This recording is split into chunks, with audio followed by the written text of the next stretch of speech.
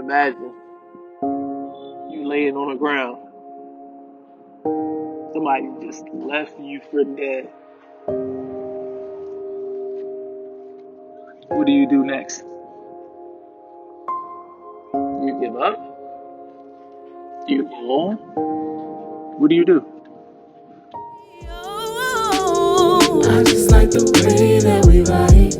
I wanna keep you around. Every single day, every night. I wanna let you know that I'm down.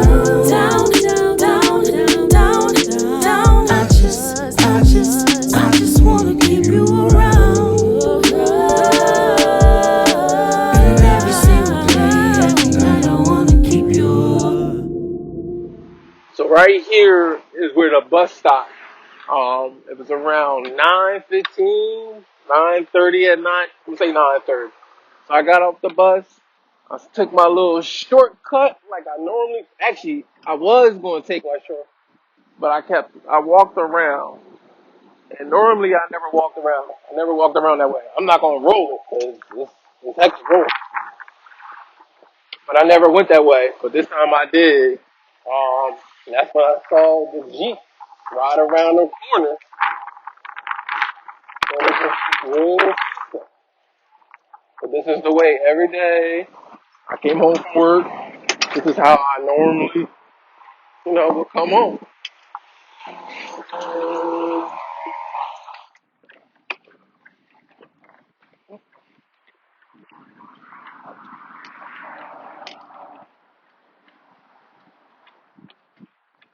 Yeah, like right. I feel like it was either here or right there. It must have been there because I can see the house. Because that's the alleyway when you go down. That was the alleyway.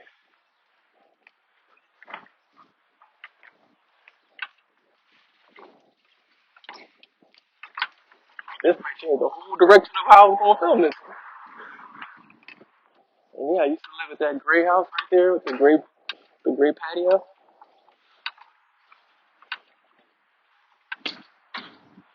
287. Yeah. Mom was upstairs when I got shot. I think the window was open. It was like March, springtime, nice, broad daylight basically, 9:30 at night.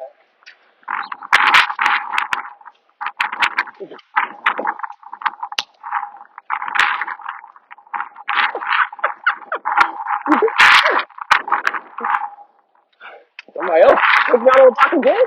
This block is dangerous. So this was the night I got shot. This was the night I was in this exact position, not knowing what's going to happen next. I felt like I was dying. I felt like this was the end. This like I have the exact same feeling, like my body is floating underneath the pavement. That's how I knew I was paralyzed in that moment. Normally, not normally, but at the time, I was crying out to my mom, yelling, "Mom, Mom!" I didn't know what else to do.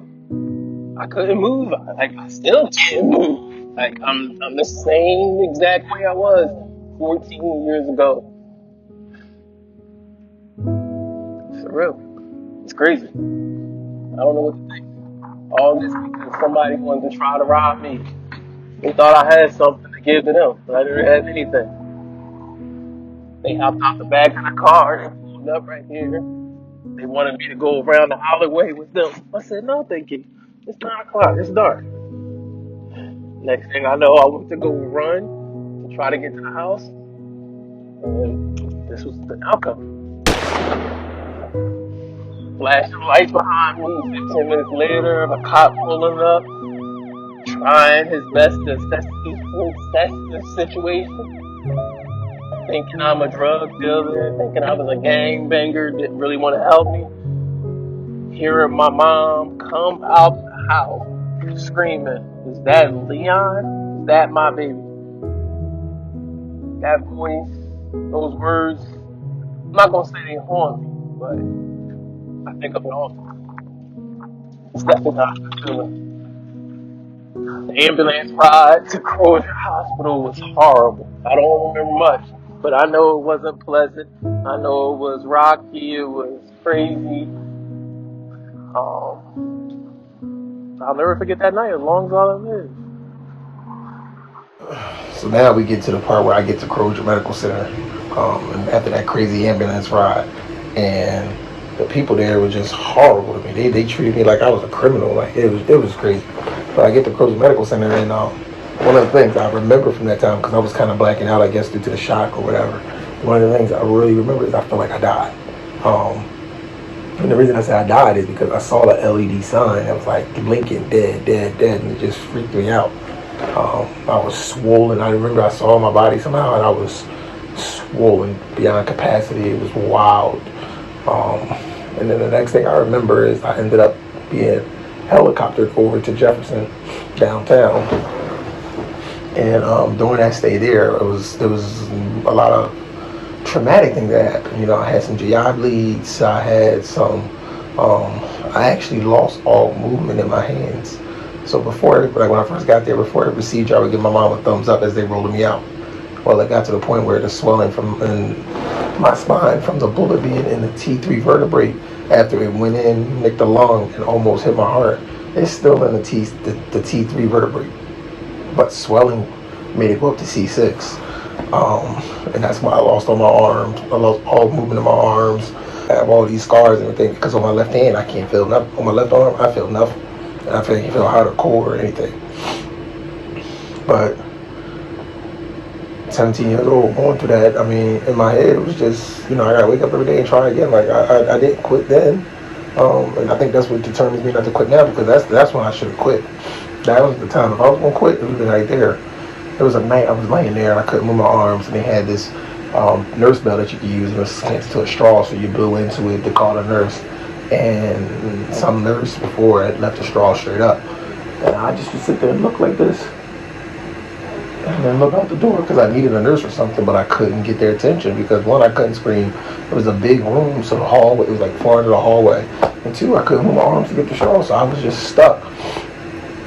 My mom, she spent a lot of time there, and it was a blessing that I went to Jefferson, and they specialized in spinal cord injuries, because my mom, literally, I could see her office from my hospital bed, and I was in the room I was in, because she worked downtown. She worked at Jefferson, and she had favor with the president and favor with other head honchos at Jefferson. So I got the best care. I was taken care of.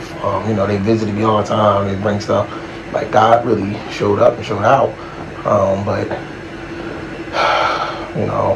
you fast forward to 2 months, me doing 2 months there at Jefferson. I ended up at McKee to do 2 months there of rehab, and McKee broke me in a good way though. Like, it made me strong. It made me independent. It made me see that I could do this thing, and they gave me the tools to equip me to be the man that I am today in a wheelchair. Again, like I said, around that time, that's the time I should have broke. That'd be the time I would have quit. Like, that any time I ever quit, that would have been it. And I can't quit now no more, because I done did all this. There was no point in me quitting. But I just, I made it through. I did my little sentence, as I call it. I had made some friends down there. I had to tell my life to McGee. I like McGee. McGee was fun. As hard as it was fun too. It was good to be 17 there, because I got to be, I was the youngest one there, and I got to have fun and kick it with the old heads. But it's nothing I would wish on any of my enemies. It's nothing I would wish on anybody, because I don't think everybody can handle it. Everyone can handle it. I know some people in this situation, they can't handle it. People going crazy every day. But I just want y'all to know that y'all can make it. Whatever you're going through, whatever you've been through, whatever you're about to go through, you still can make it. Like, don't quit, don't give up. You just going to have to fight through it. You're going to have to push through, just like I do. I push through everything every day. You're going to push through it, and you're going to come out better on the other side. Believe that.